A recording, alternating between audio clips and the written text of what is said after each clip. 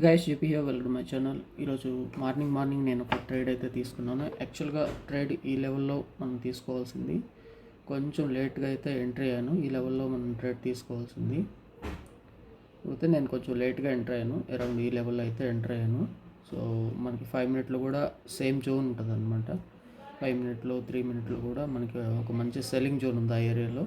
So candle కొంచెం పెద్దగా వచ్చేసింది. నేను వెయిట్ చేశాను కొంచెం 5 మినిట్లో కూడా కన్ఫర్మేషన్ తీసుకోవడానికి. అరౌండ్ ఈ లెవెల్లో అయితే నేను ఎంటర్ అవ్వడం జరిగింది. సో అక్కడి నుంచి మార్కెట్ డౌన్ సైడ్కే ఫాల్ అయింది. నేను అరౌండ్ ఈ లెవెల్ వరకు, అంటే వెస్టర్డేస్ లో పాయింట్ వరకు వెయిట్ చేశాను. సో ప్రజెంట్ కూడా రన్ అవుతుంది.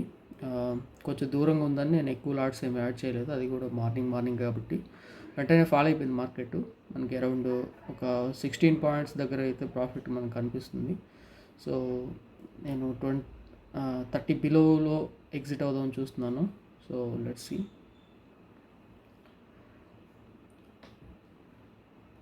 సో జేపీసీ ఇండికేటర్ యూస్ చేస్తున్న వాళ్ళు అయితే బాగా గమనించండి. నేను కూడా ఒక మంచి ఆపర్చునిటీ వచ్చింది ఈ లెవెల్లో.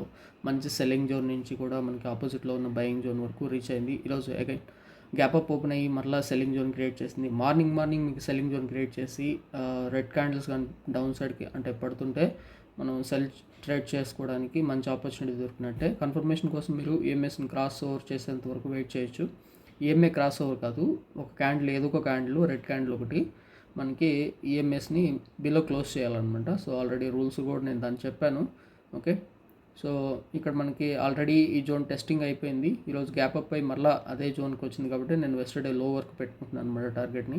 సో మనకు ఆల్రెడీ టార్గెట్ అనేది అచీవ్ అయింది. నేను 30 బిలోలో ఎగ్జిట్ అవుదామని చూస్తున్నాను. ఒకవేళ కన్సల్టేట్ అయినా కూడా పర్లేదు, సెల్లింగ్ ఆప్షనే కదా.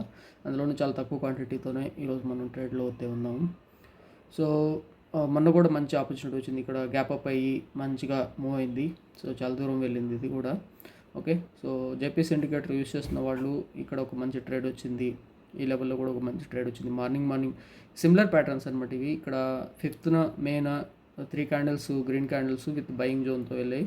అదేవిధంగా ఇక్కడ మనం గమనిస్తే 3 క్యాండిల్స్ విత్ సెల్లింగ్ జోన్తో అయితే డౌన్ సైడ్కి మార్కెట్ వచ్చింది. సో ఇది మీరు అబ్జర్వ్ చేయొచ్చు, ఇలాంటి ప్యాటర్న్స్ కూడా, మార్నింగ్ ప్యాటర్న్స్ని. ఓకే, కన్ఫర్మేషన్ కోసం మీరు ఈఎంఐ క్రాస్ ఓవర్ దాకా కూడా వెయిట్ చేయొచ్చు. మోస్ట్లీ సెల్లింగ్ ఆప్షన్స్ని ప్రిఫర్ చేయండి. ఓకే, సో ఎందుకంటే కొంత కన్సల్టేట్ అయినా కూడా మీకు ప్రాఫిట్ అనేది మీరు మంచిగా ఉంటుంది అనమాట. మీరు ఎక్కువ రిస్క్ ఎక్స్పోజ్ అవ్వకుండా ఇది మిమ్మల్ని కాపాడుతుంటుంది. సో మీరు ఎంచుకున్న టైం ఫ్రేమ్ ప్రకారమే మీరు టార్గెట్స్ని, స్టాప్ లాస్ని సెట్ చేసుకోండి. Okay, so thank you.